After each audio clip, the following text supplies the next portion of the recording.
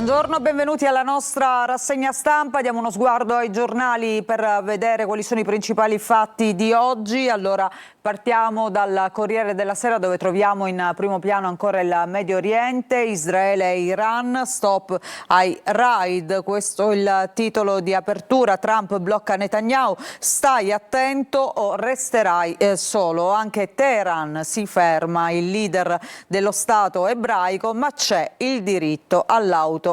E poi il caso Ben Gvir, il ministro della sicurezza israeliana, che dopo i fatti contro i volontari, i partecipanti alla flottiglia che sono stati fermati e sequestrati da Israele, adesso viene indagato a Roma. Il ministro attacca l'Italia. Vediamo la fotonotizia nel taglio centrale, vediamo i due leader, cinese e nordcoreano, Xi Jinping e Kim Jong-un, l'omaggio di Xi a Kim, una mossa anti-Putin. L'incontro tra i due è avvenuto appunto nella Corea del Nord, a Pyongyang, la strategia del presidente cinese che vediamo appunto ritratto in questa foto assieme al coreano Kim Jong-un. E poi vediamo...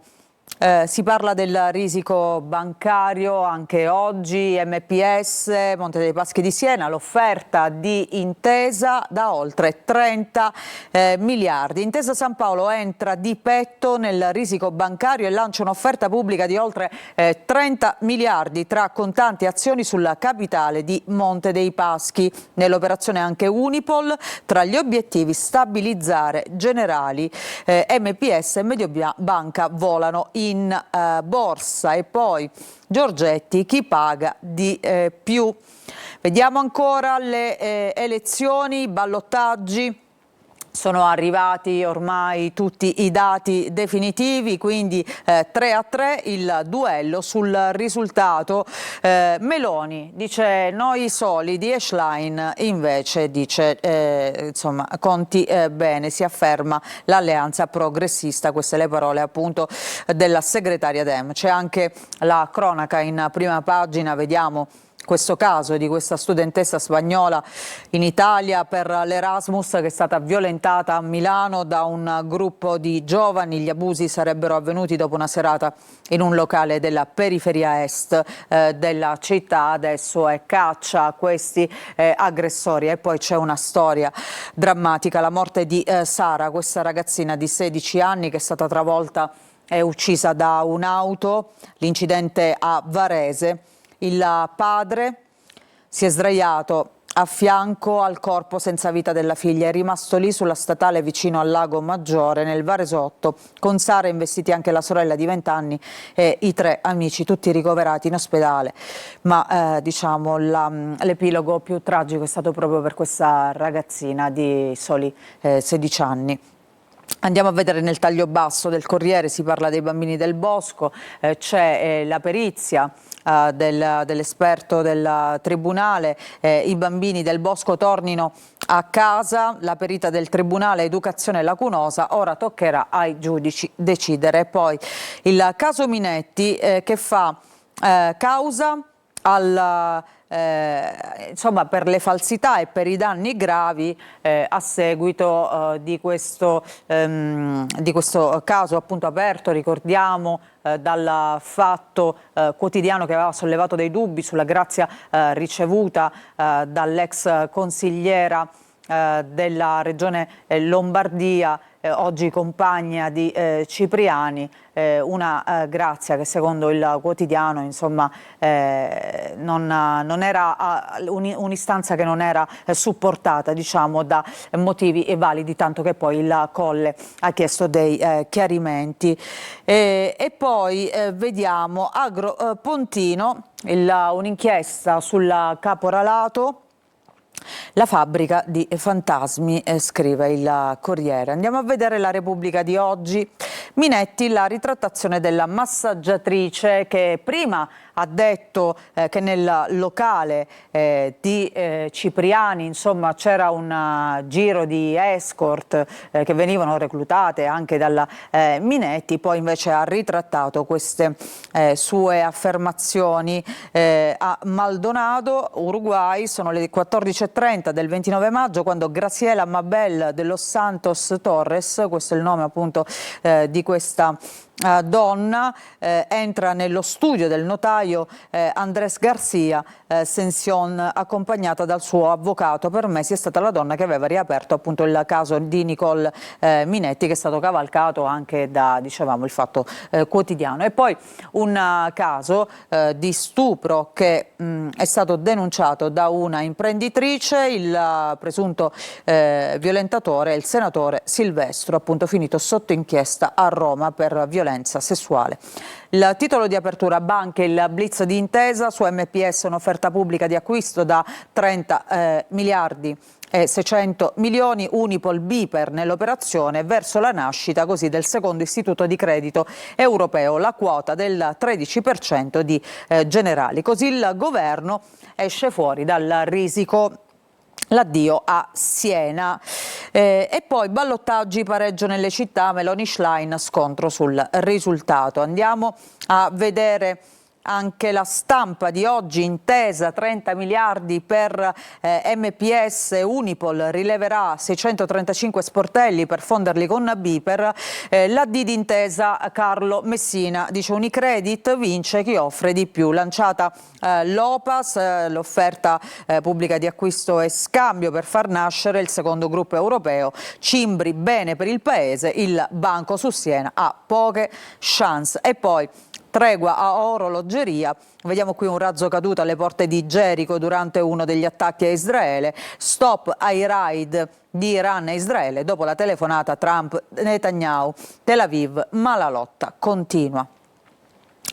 Vediamo Avvenire con la foto del Papa che ieri era in Spagna, oggi arriva, è sempre in Spagna naturalmente, sarà nella Catalogna, a Barcellona. Tutti i diritti di tutti, la vita, la famiglia, l'educazione, la pace, il dramma migratorio, la libertà religiosa. Leone XIV di fronte al Parlamento spagnolo ricorda i cardini per una società giusta. Nuovi bagni di folla per il pontefice che oggi appunto arriva a Barcellona. L'incontro poi con le vittime di abusi. E poi vediamo invece scuola. Oggi ultimo giorno di scuola, ultimo ufficiale, tra poco tanti studenti invece torneranno sui banchi per gli esami di maturità. Per il voto in condotta il tempo di esami è tornato decisivo per la promozione. Vediamo il resto del Carlino, anche qui i movimenti dei grossi gruppi bancari. Intesa che lancia questa offerta da 30 miliardi per il Monte Paschi di Siena, il risico diventa terremoto. Messina in tandem con Unipol vuole la Banca di Siena, il vero obiettivo è Generali. Ora l'Ovaglio è nelle mani dei soci, ma Unicredit può sparigliare le carte, il governo intanto è diviso. Ricordiamo che c'era una parte, c'era un piano soprattutto caldeggiato dalla Lega per il terzo polo bancario, appunto la fusione di Monte Paschi con invece BPM. E poi vediamo invece la fotonotizia dedicata a Sinner, che ieri si è sottoposto a degli accertamenti all'ospedale San Raffaele di Milano. Mistero Sinner, titola oggi il quotidiano, 4 ore al San Raffaele, 3 esami del sangue e controlli cardiologici, check-up completo per il numero 1 del tennis dopo il malessere di Parigi, e oggi si replica. Il Messaggero, vediamo appunto il tennis in alto, tennis il dominio dell'Italia si rafforza, e poi Sinner controlli al San Raffaele dopo il crollo. Vediamo appunto il numero 1 del tennis assieme a Cobolli che è riuscito ad arrivare in finale al Roland Garros. Israele e Iran, stop agli attacchi, intanto è il titolo di apertura. Trump frena Tel Aviv e i Pasdaran. E poi C'è questa notizia che è dedicata ad un'attrice italiana molto amata, Sabrina Ferilli, che è stata consacrata regina della fiction italiana. L'Italian Global Series premia appunto Sabrina. Nel taglio basso la perizia finale sul caso dei bimbi del bosco, immaturi ma ora tornino a casa. Questo secondo il perito del tribunale, ma si attende adesso questa pronuncia dei giudici naturalmente. Il Giornale, vediamo sinistra già finita la rimonta e la Toscana è meno rossa. Al centrodestra Vallecco, Macerata e Arezzo, a Vigevano vittoria anche contro Vannacci. Ai ballottaggi esulta il governo. E poi l'insostenibile leggerezza del centrismo, Elli festeggia ma partono le purghe Dem. Vediamo invece questa notizia in primo piano. Soldi all'ex collega e il meccanismo Covid. Conte finisce nei guai. Quella fattura da $500.000 a Di Donna, intercettazioni sul dopo Arcuri ci fermano. Si torna al periodo Covid, quando appunto Conte era il presidente del Consiglio, Arcuri era il commissario straordinario nominato proprio per gestire questa emergenza.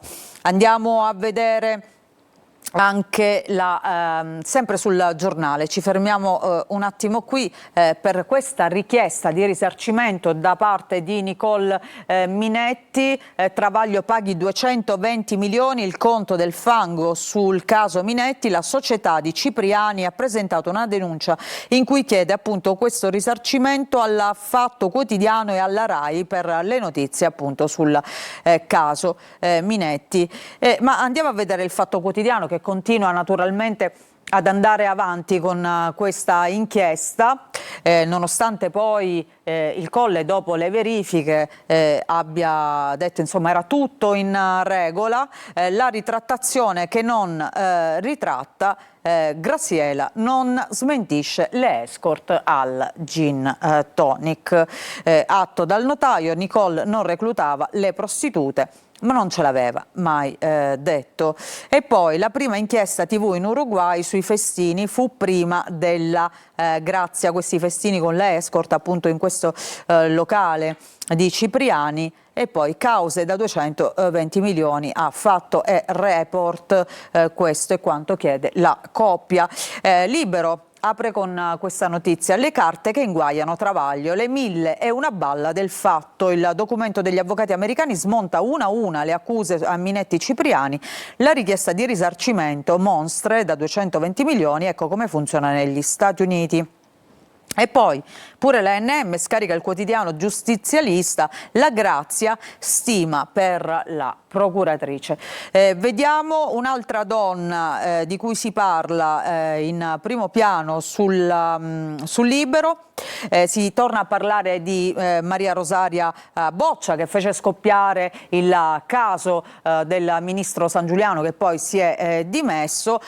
Adesso spunta anche questa novità: la tesi di laurea della Boccia sarebbe stata copiata al 91%. Boccia, altra tegola denunciata dal suo ateneo. Vediamo La Verità. Anche qui si parla della Minetti in primo piano. La superteste di Travaglio vuole fare causa a Travaglio, maxi azioni risarcitorie contro Fatto, Rai e Fininvest. La massaggiatrice uruguaiana del caso Minetti: nessuna attività di prostituzione, distorte le mie parole.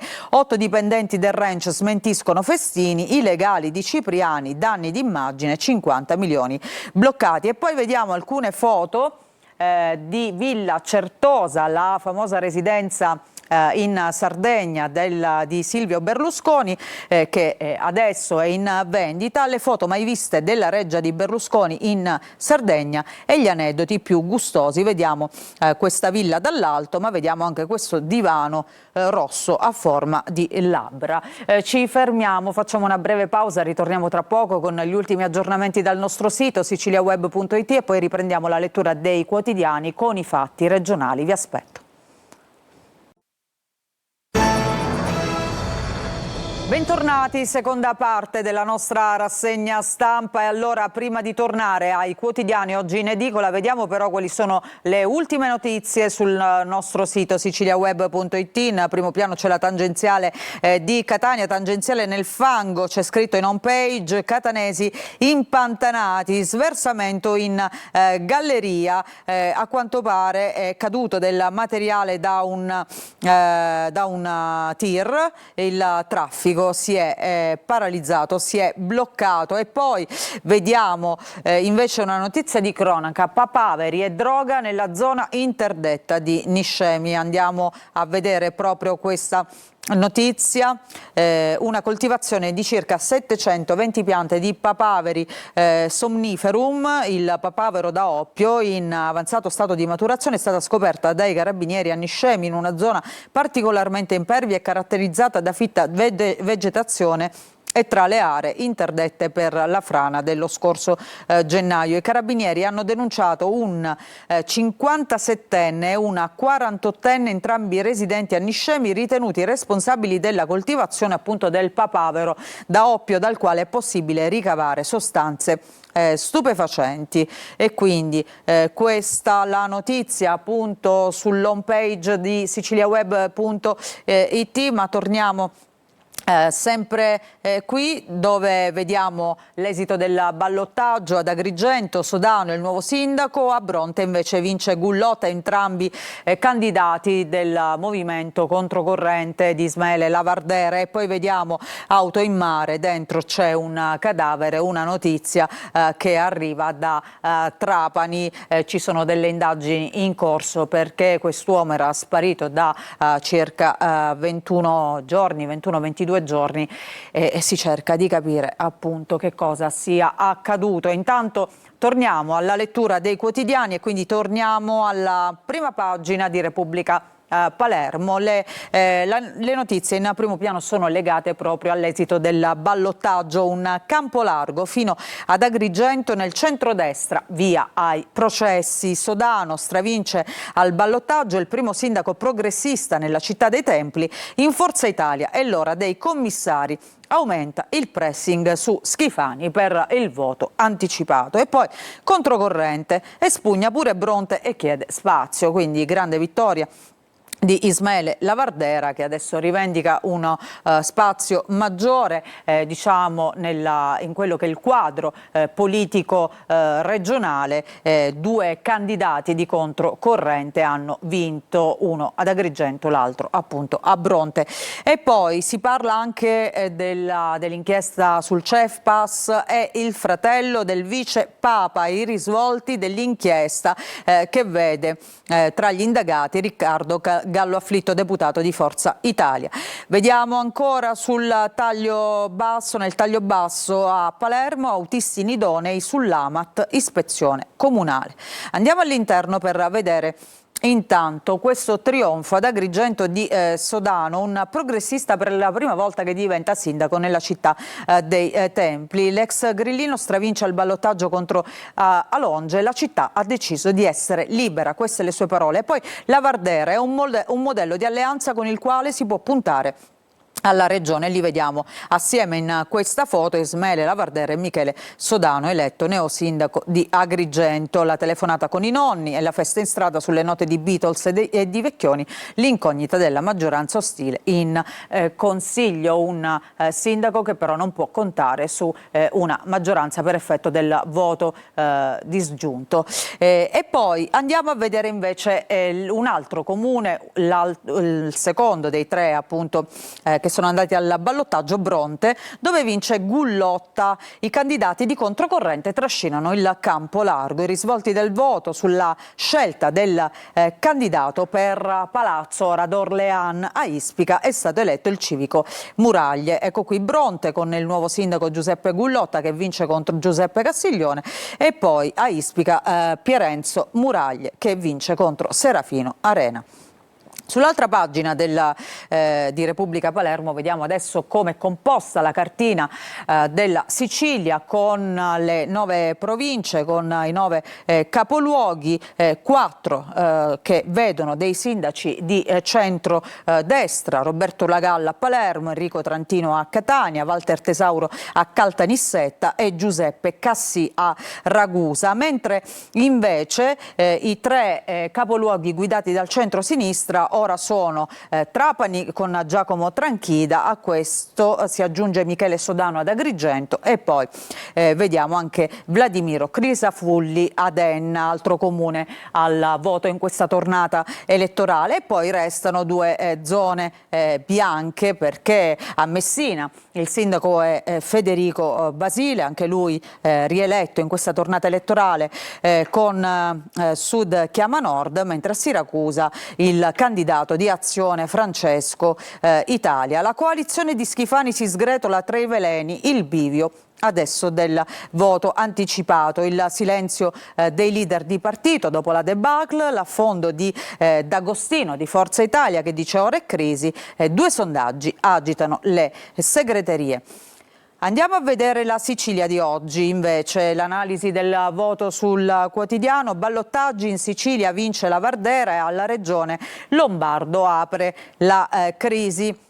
Sodano trionfa ad Agrigento, espugnata anche Bronte, tris mancato a Ispica. E allora andiamo a vedere anche all'interno della Sicilia l'analisi appunto di questo voto, il trionfo di Sodano ad Agrigento, ballottaggi, la Vardera che sfiora il tris sorpasso sul forzista Castiglione, controcorrente spugna anche Bronte con Giuseppe Gullotta. A Ispica invece torna Pierenzo Muraglia e Civico vicino alla democrazia cristiana.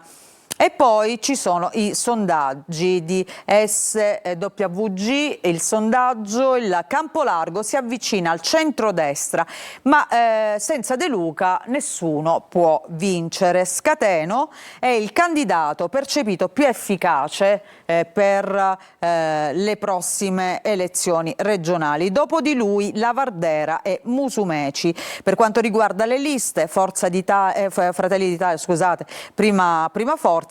Controcorrente supera il Movimento 5 Stelle e insidia il PD, mentre Sud chiama Nord, appunto il partito di De Luca, si rivela l'ago della bilancia al 12%. Dicevamo che secondo questo sondaggio Cateno De Luca è al primo posto tra i potenziali candidati appunto alle prossime regionali.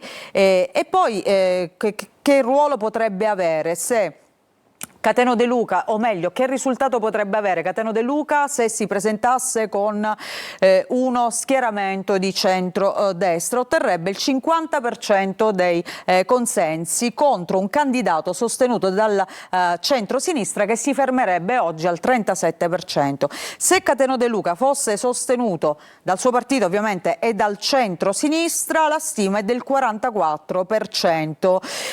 Un candidato sostenuto dal centro-destra arriverebbe al 44%, quindi vediamo che c'è una maggioranza schiacciante appunto con uno schieramento di centrodestra, mentre se la giocherebbe sul filo del rasoio con una coalizione di centro-sinistra, se fosse il candidato appunto e ci fosse un'alleanza con il centro-sinistra. E poi dicevamo le reazioni, parla Lombardo. La coalizione non esiste più, dice, è da rifare, per l'ex governatore toccato il punto più basso. E poi D'Agostino dice è crisi, il centrosinistra, avviso di sfratto a Schifani. Non parliamo più di politica, andiamo a vedere invece le altre notizie sulla pagina di Palermo e provincia, sempre della Sicilia. Coworking, mostre e boschi segreti, i piani dei privati per 4 monumenti. La bozza di partenariato con il comune, cresce il prezzo del biglietto della gamma. E poi ieri a Palermo l'ultimo saluto a Sofia Barilla Amava, la vita e funerali della ventenne che ha perso la vita mentre si si trovava all'estero per l'Erasmus.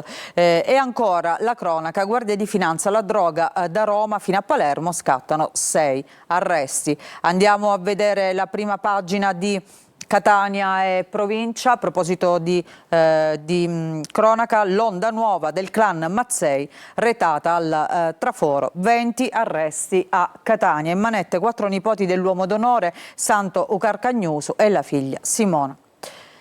La prima pagina della Gazzetta del Sud, vediamo allora pareggio 3-3 nei ballottaggi, ad Agrigento trionfa Sodano e poi 2 notizie nel taglio centrale. Messina, l'incidente mortale costato la vita a Riccardo Coglitore, che vediamo in questa foto. Tra indagini e profondo dolore, lo scontro di San Filippo, appunto fatale per questo giovane che amava la vita e la musica. Domani l'autopsia al Policlinico, indagato l'automobilista, sequestrati i 2 mezzi. Lettera al prof di religione del quindicenne. E poi l'allarme a Messina, sversamenti nel mare di Contessa e l'AMAM, lavori quasi conclusi. Vediamo questo video che è stato girato a 100 metri dalla riva della via del Carmine. E poi nel taglio basso, Taormina vince la battaglia del centro di cardiochirurgia pediatrica, c'è una nuova proroga dell'accordo, il centro d'eccellenza Bambino Gesù di Roma continuerà la gestione appunto di cardiochirurgia pediatrica. C'è una notizia di cronaca che arriva da Messina: finto magistrato truffa un anziano, ma è stato smascherato. I carabinieri hanno fermato un siracusano di 45 anni per truffa ai danni di un 77enne di Giampilieri. Si era finto pubblico ministero e si era fatto consegnare denaro e oggetti preziosi, quindi mi raccomando sempre molta attenzione quando si presentano persone e soprattutto vi chiamano con la storia classica dell'incidente, se vi chiedono denaro è una truffa. E poi andiamo a vedere il giornale di Sicilia, centrodestra altro KO, Agrigento vira a sinistra, questa l'apertura. E poi vediamo anche qui l'ultimo saluto a Sofia, commozione alla Calza, folla la chiesa di Santa Teresa per i funerali della giovane che è morta in Portogallo, funerali ai quali ha preso parte anche il presidente della regione Renato Schifani. Ci fermiamo con questa notizia, grazie per averci seguito, la rassegna stampa ritorna domani mattina.